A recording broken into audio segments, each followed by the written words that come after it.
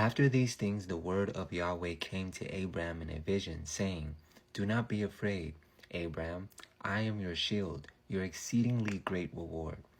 But Abram said, Adonai Yahweh, what will you give me, seeing I go childless, and the heir of my house is Eleazar of Damascus? Then Abram said, Look, you have given me no offspring. Indeed, one born in my house is my heir. The word of Yahweh came, a divine intervention. Abram just returned from war, and Yahweh steps in with a vision. He says, Do not be afraid. Abram had enemies who could retaliate, but Yahweh says, Fear has no authority when I stand as your shield. Joshua chapter 1 verses 5 says, No man shall be able to stand before you all the days of your life. As I was with Moses, so I will be with you. I will never leave you nor forsake you. Then Yahweh tells Abram, I am your shield, your protection, your covering, your defender in a spiritual warfare today. Psalms 91 says that he is our shield and our buckler. Your exceedingly great reward. Yahweh says your reward is not land, wealth, or victory.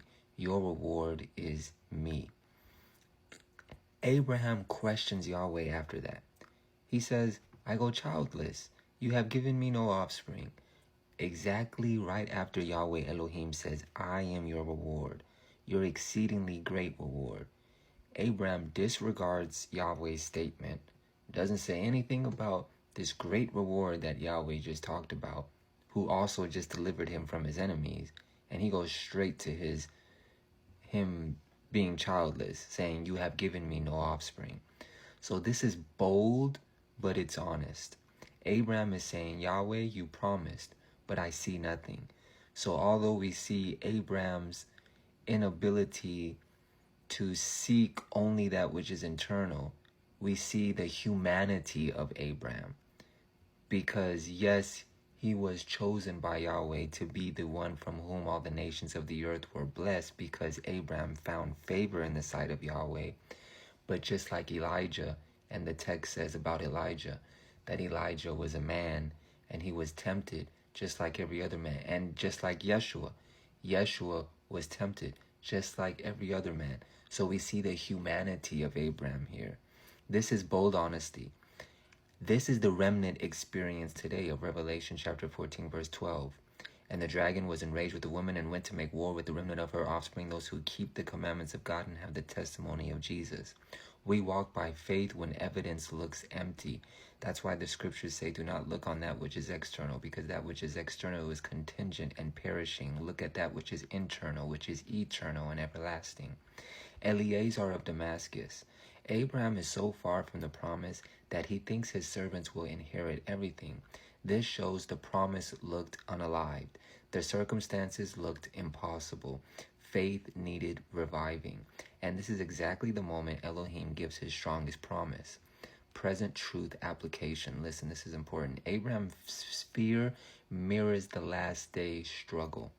The world is unstable, nations are raging, systems are collapsing, prophecy is intensifying. But Yahweh says to the remnant, Yahweh says to Loipos, do not be afraid, I am your shield. I will protect you. Just like Joshua chapter 1 verses 5. No man shall be able to stand before you all the days of your life. As I was with Moses, so I will be with you. I will never leave you nor forsake you. Do not be afraid. Do not be discouraged. This book of the law shall not depart from your mouth, but you shall meditate in it day and night, that you may observe to do according to all that is written. Only then will you make your way prosperous. Only then will you have good success. Have I not commanded you? Be strong and of good courage. Do not be afraid nor dismayed. For the Lord your God is with you wherever you go. As the beast system rises, like in Revelation chapter 13, which talks about the deadly wound being healed, the Vatican in Revelation chapter 13 verses 1 through 10, and the United States of America in Revelation chapter 13 verses 11 through 18, when the deadly wound is healed, the Vatican is acting as the religious authority. The United States of America is acting as the civil and military authority, and they shake hands and church and state come together and the Protestant Reformation ends. The protection of Elohim becomes our only covering. Excuse me. And just like Abraham, the remnant, the loipos, often doesn't see the promise yet because so focused on that which is external. That's why it's important to focus on that which is internal, that which cannot be seen. which are the attributes and the characteristics of the Holy Spirit: love, joy, peace, mercy, kindness, goodness, faithfulness, gentleness, self-control. Ellen White writes, "We have nothing to fear for the future except as we forget the way Yahweh has led us in the past." Life Sketches, page 196. Abram struggled with future uncertainty, but Yahweh reminded him of who he really was, who he already was. Even though his name had not been made Abraham, he was still Abram. He was still called a Hebrew, and we know that Hebrew, the term is derived in meaning crossing over, one who crosses over. Just like 1 Peter chapter 2, verse 9. You are a chosen generation, a royal priesthood, a holy nation, his own special people, that you may proclaim the praises of him who called you out of darkness into his marvelous light.